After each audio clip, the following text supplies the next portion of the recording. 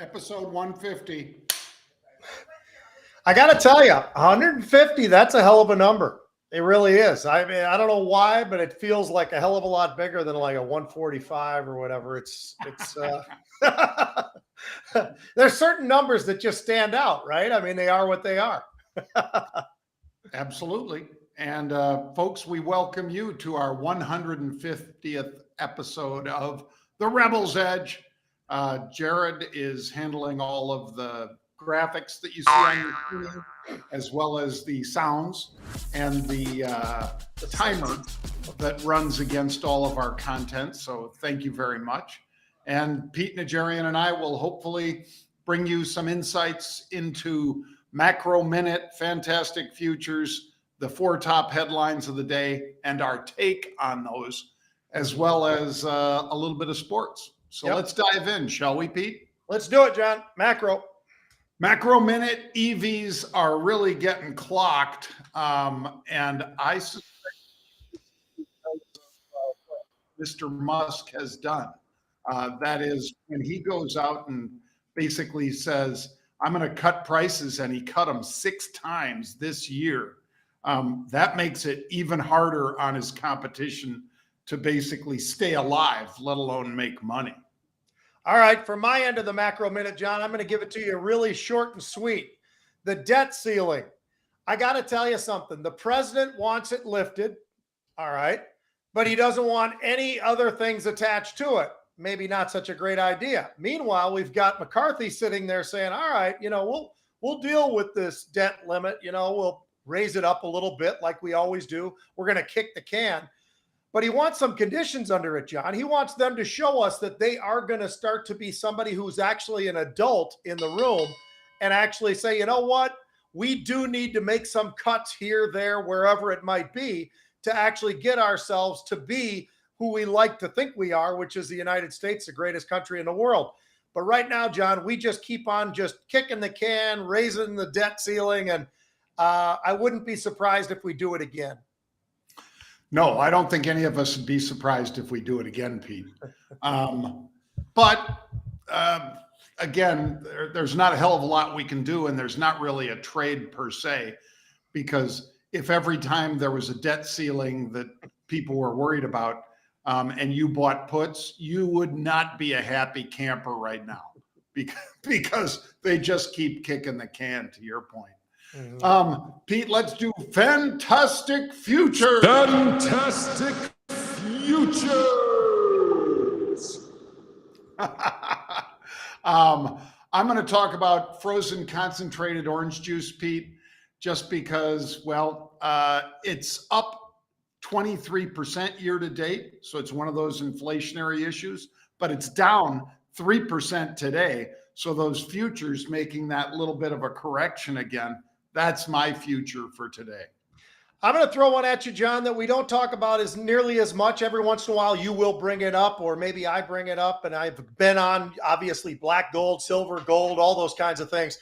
I'm going to go to wheat, and why I'm going there, John, is at the start of the year, a little bit longer, a year ago, we were at 1,300. Now we're at 600, a little over 600. We're at 2-year lows for wheat. Why is that? Because the weather's been almost perfect for growth, and we're going to have an abundance of supply. So I think that's something to just keep an eye on right now. We talk about a lot of things that have been very inflationary.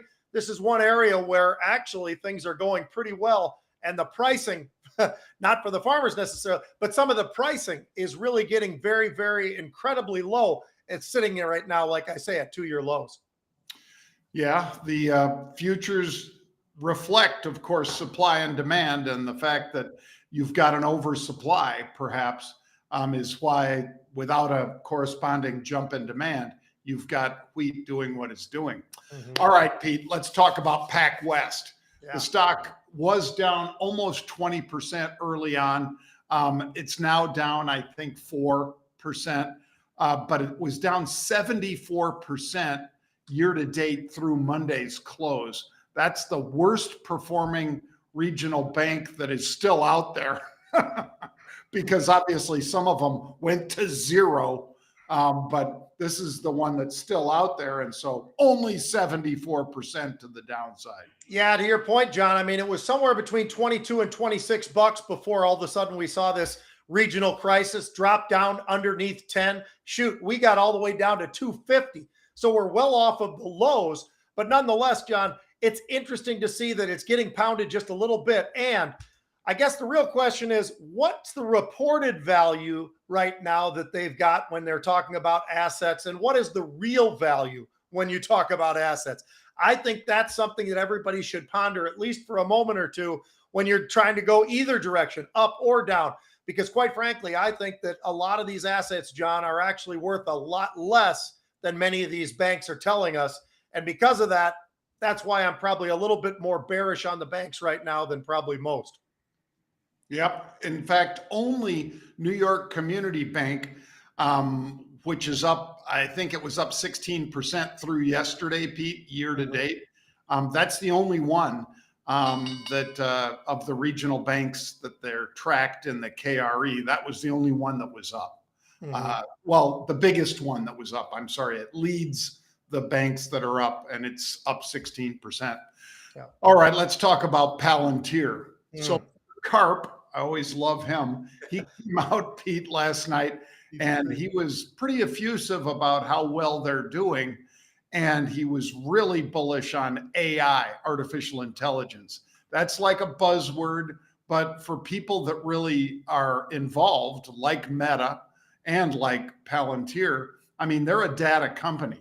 So they analyze data. And if they can use artificial intelligence to analyze it better, quicker, faster, that's going to be one of those things that really drives, I think, adoption in Palantir. Yeah, you know, a lot of people consider them the AI pioneer, John. They sell to a lot of governments. There's a lot going on behind the scenes. And the fact that they had a profitable quarter and the fact that the CEO thinks that they're going to have continued profitable quarters throughout this year at least, I think there's a lot of reasons right now to look at this name and say, wow, this might be too cheap. And I'm taking a look at it myself, John. I'll tell you, it's very interesting because, as you said, everybody talks about AI. Well, if these guys are really basically the nuts and bolts when it comes to the AI world, they've been only doing it for, well, a couple decades. And think about it. A decade or so ago, everybody was probably looking at these guys going, what the hell is that? Well, now everybody's like, what the hell is that? And it's something really big. I think this could be some a reason right now, John, to look at this name for a little bit longer and try to figure out, is this actually worth going into? Because I'm certainly pondering it right now. It's a 20 billion market cap right now.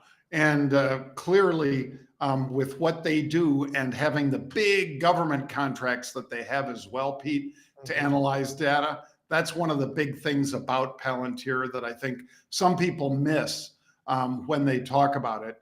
They think it's just data and analysis of data. But when you've got basically all those three-letter acronyms that are paying you unbelievable amounts of money to analyze data, that's a pretty regular check. Yeah.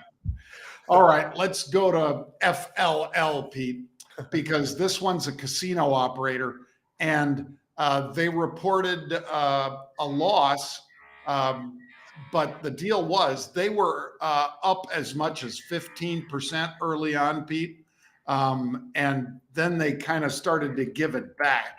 And whenever that's happening, it's up 6% right now. When that happens, people get a little nervous about, well, why was it up so much in the pre-Full House resorts? And like Silver Slipper, that's the one that I always would hear the ads for, Pete, when I was down in New Orleans for my daughter at Tulane. That's one of their casinos. And it's, 220 market cap, but I think that's a pretty interesting one and certainly one that you want to keep your eye on. I think keeping the eye on it, but daggone it, John, these guys, I sure would like to see them start to make a little bit of money, right? I mean, they've been around for a while. They've got a lot of great spots around the country, but daggone it, I'm looking at it. They lost 33 cents, looking for to lose about 19 cents. At some point, these guys have got to show us a little bit more of that show us the money kind of a thing. I mean, we're looking at it. Interesting company for sure. A lot of great different spots around the country. I love that. Free cash burn, though, right now. It's not flow, it's burn. is about $100 million. They've got debt to cash of about $400 million. So there's a lot of reasons right now where I'm definitely backing off on this one, John. I like some of the names in the casino world for sure. Wynn, Las Vegas Sands really stand out for me. But right now I'm looking at this one saying, I think I can pass for a little while, and I want to see them start to make us some money. Well, I got a reason for you to pay attention still, Pete, because they're going to be opening, I guess, just before Christmas, this big resort called Chamonix in Colorado. And it'll be a very unique destination in Colorado. And we both know that Colorado is one of the fastest growing states. That's a lot of that's coming from California. A lot of people that are fleeing California are going to Nevada, going to Texas, going to Colorado, because if you happen to love the outdoors like you and I do, that's a pretty nice place. My daughter goes to school out at the University of Colorado, folks. So this is due to open on time, Pete, their unique casino called Chamonix. And I think that's the reason that on significant dips, you might want to take another look at this one. But Pete's right. December's a long ways off, and that's when this one opens. So you're not going to have a driver until then as far as a new revenue source. All right, Pete, let's talk about Skyworks. This one, again, another one of these that, boom, comes out with the earnings. They pop pretty significantly, and then it sells off dramatically. Whoops, I got that wrong, folks. I'm sorry. I meant it opens down big, and this one rallies back big because it was all the way down to 92, Pete, on the early trade today. And just a little bit ago, it was pushing higher towards 100 again. Yeah. Last I looked, it was right there at 100, as a matter of fact, John. Still down about 5%. But this is a name that we all know. Everybody always attaches Skyworks to Apple and some other names as well. But boy, when you look, you can understand why it actually did hit 92, John. And we had a lot of analysts start to lower some of their price targets and all that type of thing. Because when you look at their forecast, that wasn't very good either. And you look at a lot of different things. Gross margins down 50%. There's a lot of different elements that went into this quarter that weren't great. And then you add to that the guidance wasn't great. It's understandable why there's so much pressure on the stock. It doesn't mean that I hate this stock, because I don't. I think the world of what they've been able to do many quarters for many years. But this was not one of those quarters where you're going, hey, you know what? These guys are really clicking. They're doing everything right. So it might be time just to pause on this name while we're watching names that you and I talk about all the time. Everybody talks NVIDIA, less people talking about AMD, but AMD has been on fire of late and had a pretty decent rally and some unusual options in there as well to help out. So I think there are other places that might be better right now than what we're seeing right now out of what we're seeing in Skyworks, because they're just struggling, and it happens to everybody. But this is a quarter, and the projections for the next quarter, that looks like the struggle will continue at least another quarter. Well, gross profit was down 17%, to Pete's point. And they had some issues with, for instance, accounting for interest interest and taxes, rather. They printed that at about 23 billion, Pete. That was down 24% versus a year ago. So yeah, you're right. I would say this one's not a don't touch, but you could even be short it for a bit, because I think Skyworks, no matter how well Apple has been doing, these guys just have not been feeling the love. And that's pretty obvious by where the stock is, even though it made that comeback that I mistakenly said was up and then down. No, it was down to 92 and then up to 99. All right, Pete, what do you got on the sports side? You got to save me today. Yeah, well, I'll tell you what. I think it's, the Miami Heat. Well, the Miami Heat is truly on fire. And when you look at the guy who's really driving this ship right now, it's Jimmy Butler. Now, you and I have talked about him in the past couple of weeks as well, John, for all the right reasons. This is a team that, because of Jimmy Butler and the leadership that he brings to this team, a lot of complaints about his personality. I'll tell you what, when you look through where he's been and what he's accomplished, John, it's been unbelievable. This guy puts in the minutes. His average points have been very, very consistent, well over 20 points a game, 5 to 6 rebounds a game. That's who Jimmy Butler is. And, oh, by the way, in this most recent series, we're talking about a guy who's put up some big, big numbers. You and I talked about it against Milwaukee, where he put up what? I think 56, John, one night and 42 the next. I mean, he's doing everything right. And now they're in this great series with the Knicks where they're up now 3-1. They've got a great opportunity as a number 8 seed to actually get the next level. And I'll tell you, it's an amazing thing to watch. And he has been absolutely incredible in every game. He did get hurt. He bounced right back. He played even more minutes on the game where he came back from an injury, John. This is a guy who I think is really, really impressive. I think people should want to watch a guy like this. He ain't the guy who's sitting on the sidelines during games when everybody else is playing. This is a guy who's on the court, and he's playing, and he's balling, and he's leading his team to maybe, who knows, but he might get themselves to the championship games the way they're playing right now. Pete, I was following that, and I was just amazed by how well he has done. Yeah. You and I talked about that briefly. I knew him here in Chicago because of our agent friend, Kristen Kaliga. But players with 10 consecutive 25-point games since 1995. And these are all playoff games. So in other words, they had 10 games in a row, so they didn't take a day off. They didn't have an off night and then come back with another 30-point, 40-point. Nope. 25-point games, 10 in a row. Listen to this list, Pete. Michael Jordan, Shaquille O'Neal, Kobe, LeBron James, Kevin Durant, Jimmy Butler. So that kind of tells you everything you need to know about how well that kid is playing right now.